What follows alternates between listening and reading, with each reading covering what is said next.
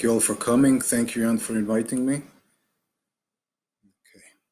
So I would like to convince you today that psychedelics are indeed the holy grail of medicine, that they have always been an integral part of human evolution and consciousness, and they always will be so, just that we forgot about it for a little while, for a century or so.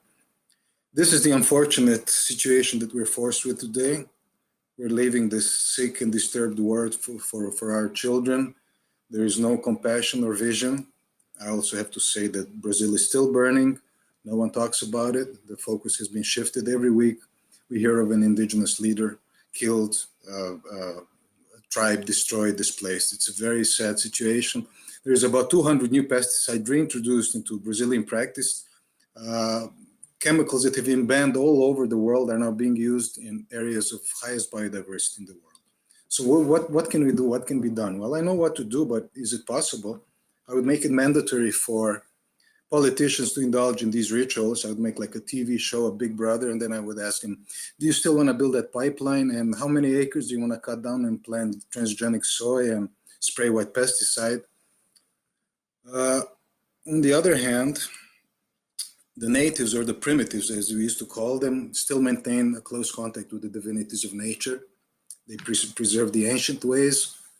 They don't die of cancer. There's no PTSD, depression, Parkinson's disease, nothing like that, but they die of starvation and white man's bullet. Nature is kind. It gives us free vaccines with antidepressant actions in form of a little frog.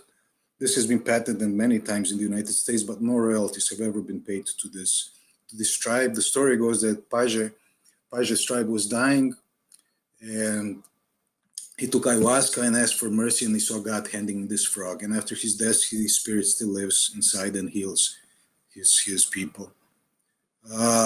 In North America, we have Bufo alvarius, which is the true psychedelic toad, which contains 5-methoxytryptamine and Bufotenin. Kampo is mainly used for hunting and for cleaning the body before ayahuasca.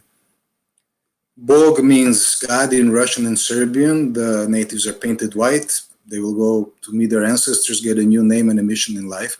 It is the principal anti-addictive remedy that we have, excellent for heroin addiction. These things, Iboga and his cousins are not serotonin agonists, but upon demethylation to Iboga, they became neurogenic. And I think this is the single most important trait that all of the compounds that I will talk to you about today perform. They help us regrow neurons and they make us more intelligent. What can be more important than that? Ayahuasca, you've all heard about this. In Quechua, it means the rope of death or defunct, because the experience reminds that one of dying. The legend says that Chacrona was a lovely and a young, beautiful counselor to the king. The kingdom prospered. When she died, everything went to ruins, war and plague came about. So the king sent Mariri to her grave to contact her soul and ask for help. After a few months of meditation and prayer, the Chacrona grew out of her grave. So that's a story of resurrection, very similar to mushrooms. When you take this stuff, we say entrar na força, or enter the force. There's no Luke Skywalker or Darth Vader, although Yoda appears occasionally. Excellent remedy for Parkinson's, diabetes, but we say it's good for everything. It is legal here. We can participate in sessions. There is also a psychedelic worm, or better to say a hallucinogenic larvae of a moth, described by a French anthropologist more than 200 years ago. Unfortunately, the tribe that would prepare it is no longer with us, so the recipe is lost. All I know, you have to take the head out and the intestines, then make some kind of paste, fry it. If anybody is interested, come down and we can watch The Dune afterwards, or Alice in Wonderland. John talked about this, okay, 5-HT2A receptors, 5-HT1A, all the classical hallucinogens bind to these receptors. And serotonin 2A receptor is most highly concentrated in the prefrontal cortex. It is the part of our brain that distinguishes us from our primate cousin and most important in evolution. But our friend Woody would disagree. He would say, well, when the aliens kidnap him, that's my second favorite organ. This is a male brain in action. I put this on purpose. We'll come back to it later. Mescaline was the first psychedelic known to Western man, discovered by Hefter.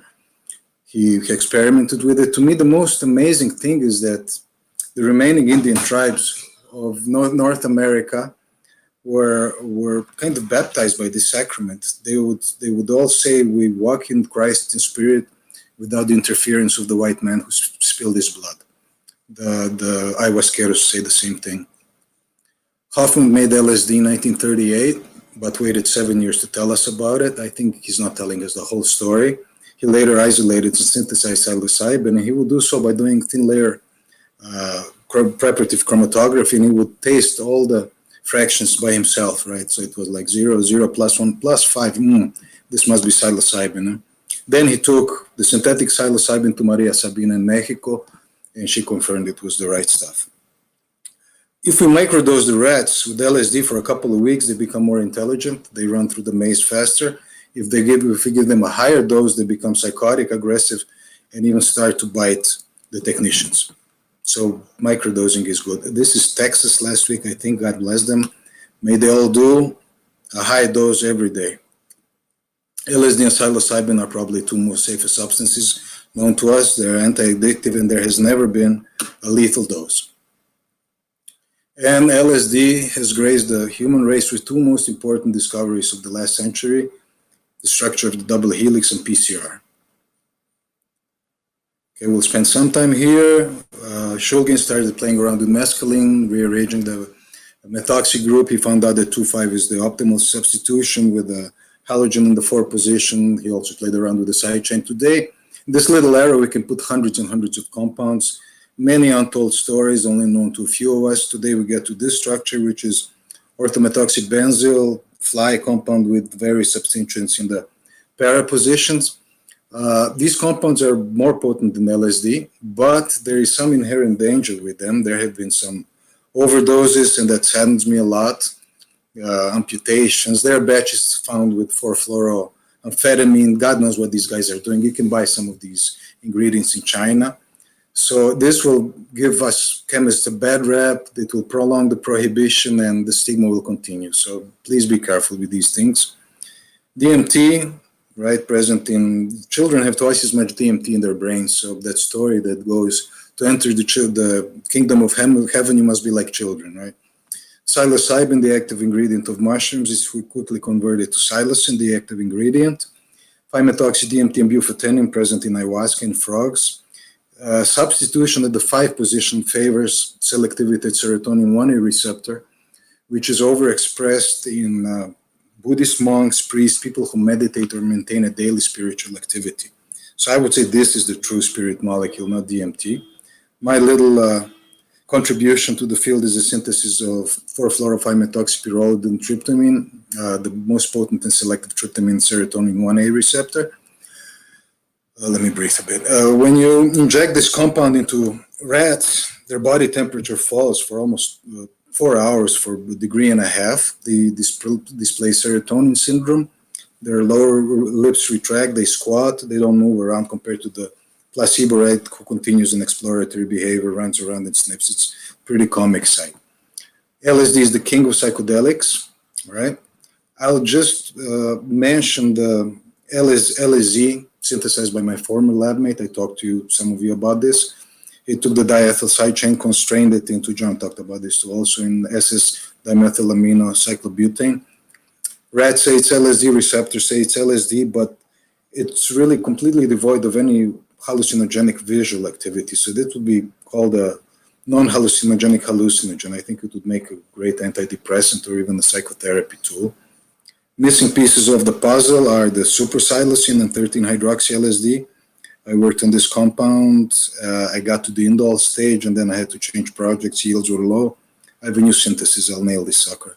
Eventually, 13-hydroxy and 14-hydroxy-LSD are found in monkeys after LSD administration. We believe that it is direct oxidation product by P450 of LSD. And this compound would hit D2 receptors important in schizophrenia. That's why some people experience fear and paranoia and have bad trips after 90 minutes, 2 hours. Okay, this is what I was trying to tell in the last talk. Psilocybin in small amounts causes growth of hippocampal neurons. in small doses. In higher doses, starts behaving like an antagonist. Totally, its behavior it is inverted. And few people know it has this beautiful purple color. It is rather stable, unlike psilocin, presumably because of intermolecular hydrogen bond. It's present in more than 100 species of mushrooms. And I don't know when this thing will be legalized. Here we can buy mushrooms online, but it's illegal, so it's a big confusion. If they don't legalize it soon, I'm opening up my own congregation.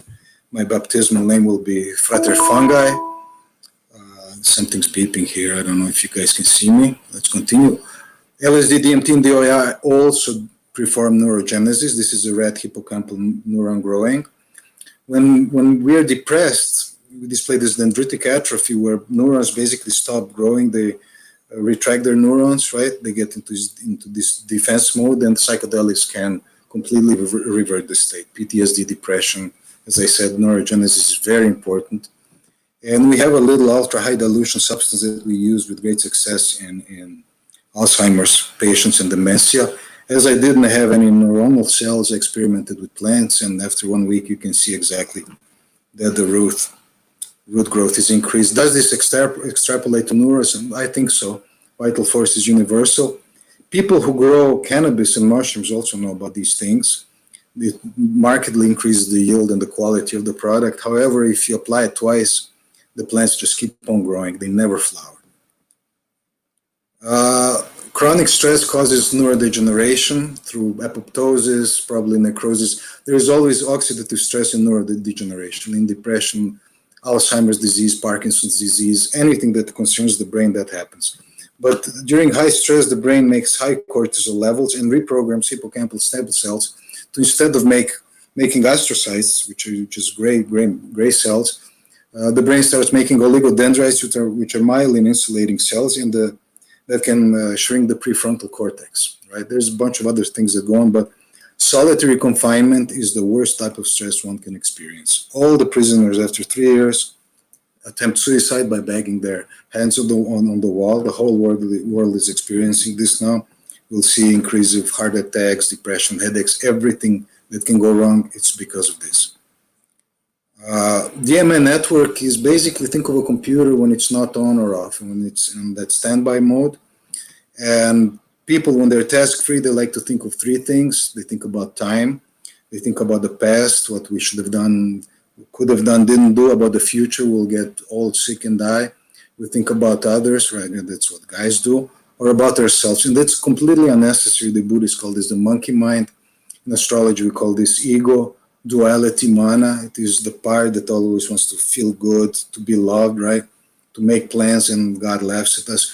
And this pathology this DMN is, networking is overactive in various pathologies, right?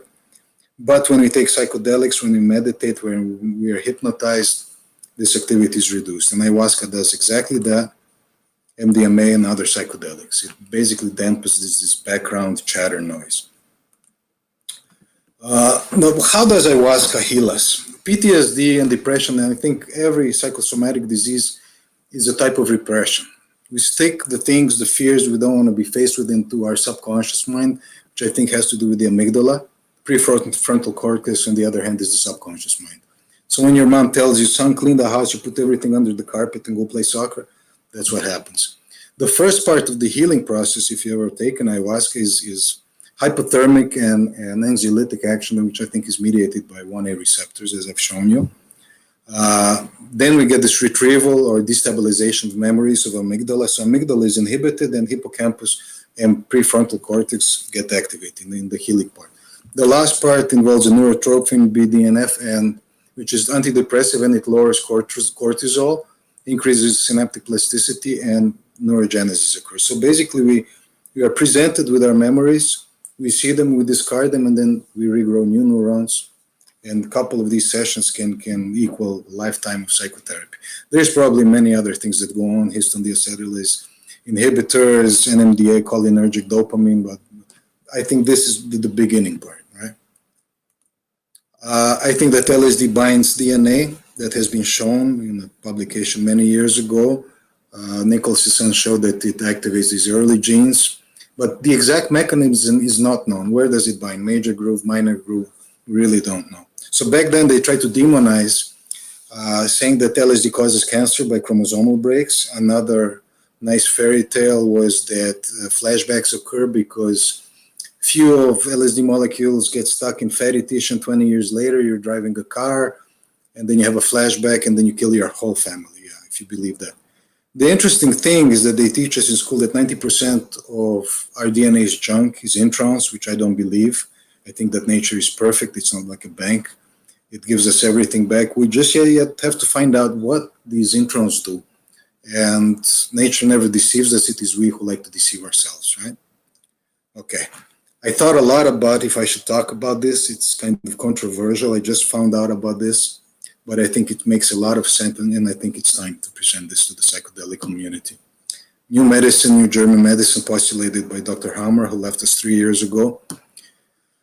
Really quickly, he lost his son in a tragic accident, who died on his arms of gangrene and horrible pains 3 months later. He developed testicular cancer immediately after that, 5 months. He lost his wife. 5 years later, his sister, who was Miss Germany 76 and a known actress, is trying to reopen the case against the last prince of Italy who killed him.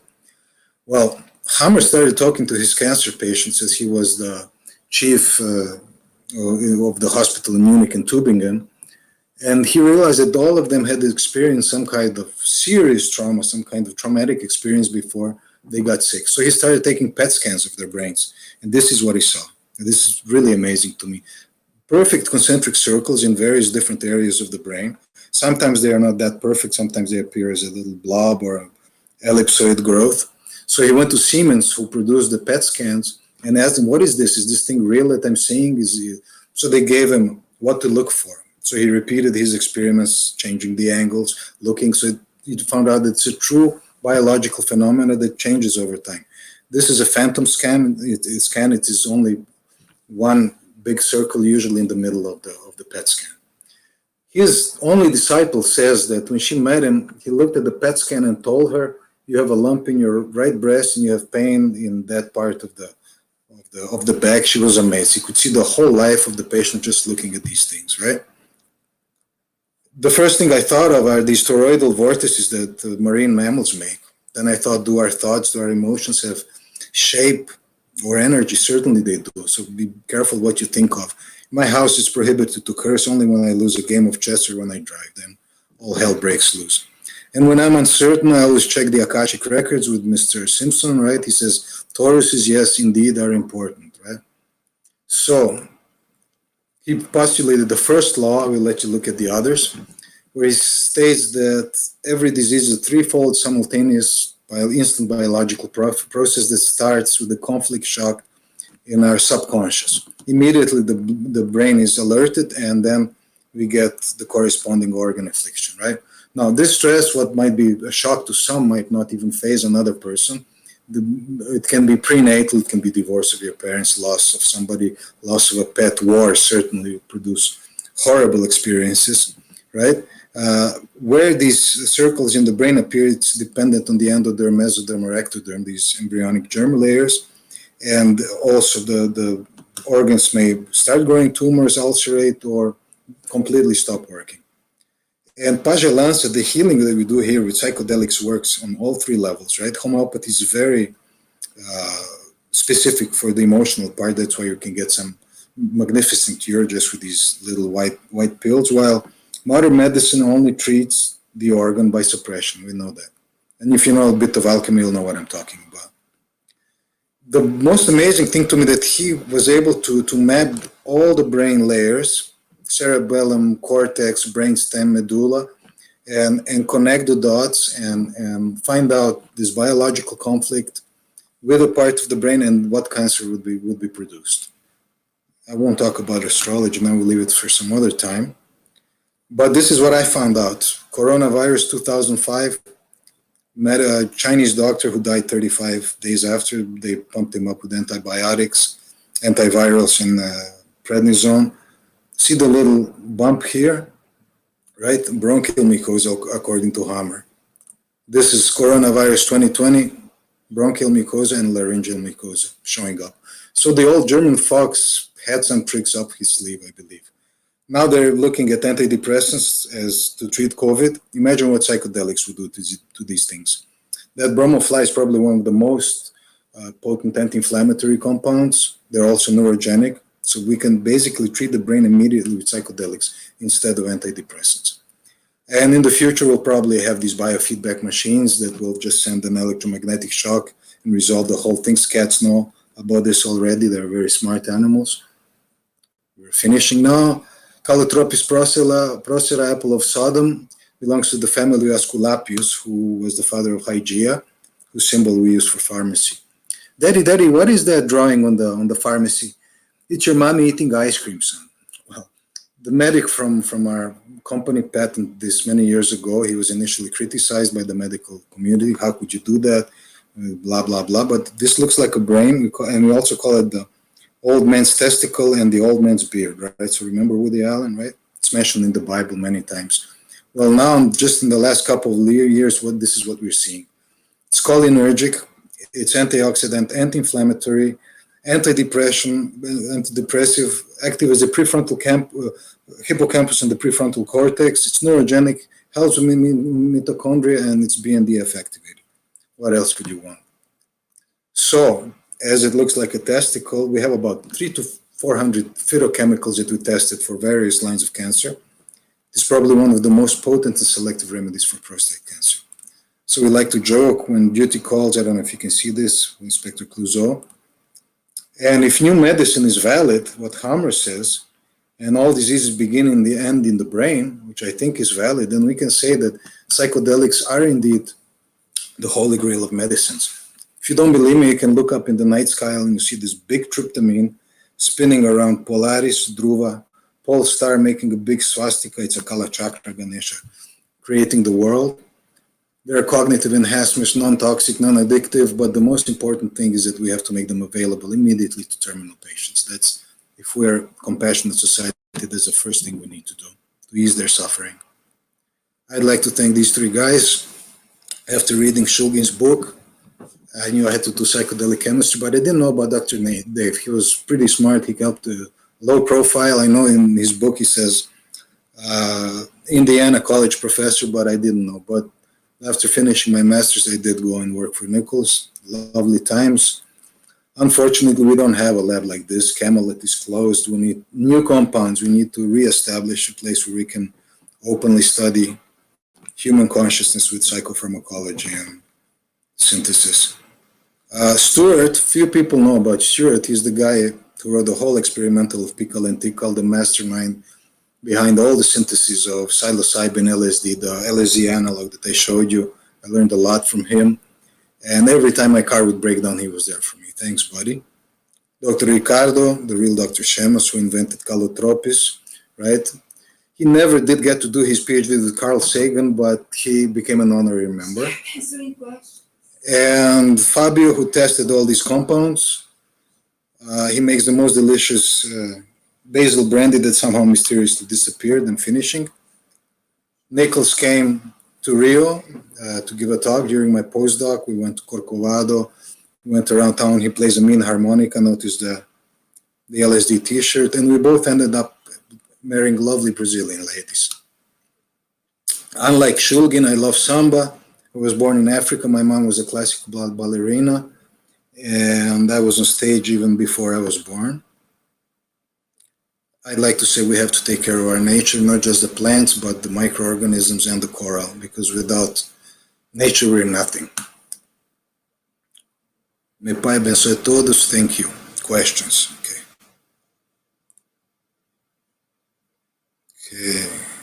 Can I see something good?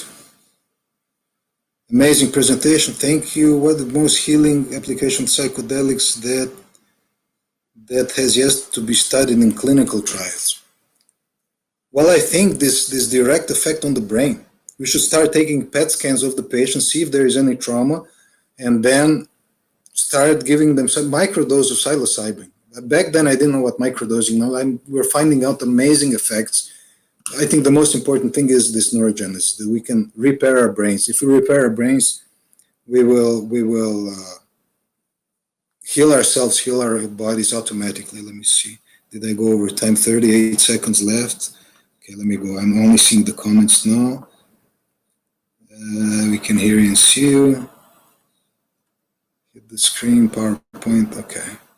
I was pretty upset. I thought I wouldn't be able to pull this off, but what happens to someone on SSRIs who takes Bufotenin? I wouldn't mix the two.